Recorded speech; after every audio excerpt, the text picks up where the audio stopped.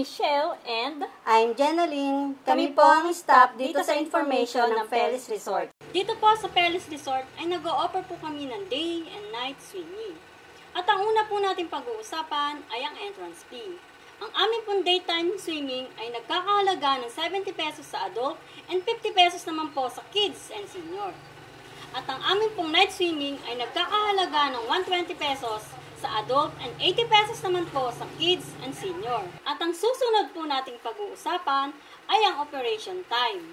Ang aming pong day swimming ay nagbubukas po ng 9 a.m. hanggang 5 p.m. habang ang night swimming naman po ay nag-uumpisa ng 4 p.m. until 10 p.m. But wait! There's more. This month po ay mayroon po kaming promotion. Sa lahat po ng makakapanood ng video na ito, mayroon po kayong 20% discount. Kaya ano pa pong hinihintay nyo? Tara na! At pagdating naman po sa amenities, maraming ini-offer ang Pelis Resort. May 6 na pool po ang Pelis Resort. 3 for adults and 3 for kids. Kaya mapabata man o matanda, may ngipin o wala, siguradong mag-e-enjoy dito sa Pelis Resort. At mayroon po kaming ini-offer ng mga cottages. At mayroon po kaming 3 klase nito. Una, mayroon po kaming regular size na kung saan kasya ang 8 to 10 person. Habang may 2 uri naman po ng gazebo.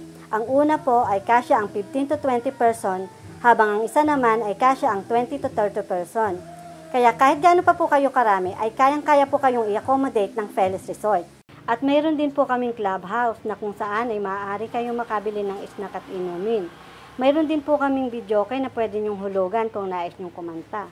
Mayroon din po kaming dining table na po pwede nyong pwestuhan kung nais nyong mag-relax at mag-chill. At mayroon din po kaming available na mga CR. Mayroong 2 sa clubhouse, 1 panlalaki at 1 pambabae. Mayroon din po kaming 6 na CR sa likod ng function hall, 3 panlalaki at 3 pambabae. At mayroon din pong 1 available dito sa information. At mayroon din po kaming mga available na mga showers. 2 po sa open area besides swimming pool at 6 na private shower naman po sa likod ng function hall. 3 pambabae at 3 panlalaki. At mayroon po kaming malawak na playground na kung saan malayang makapaglalaro ang inyong mga anak. Mayroon po kaming swing, slide at seesaw. Bukod pa dyan, tsak na mag-e-enjoy ang inyong mga anak.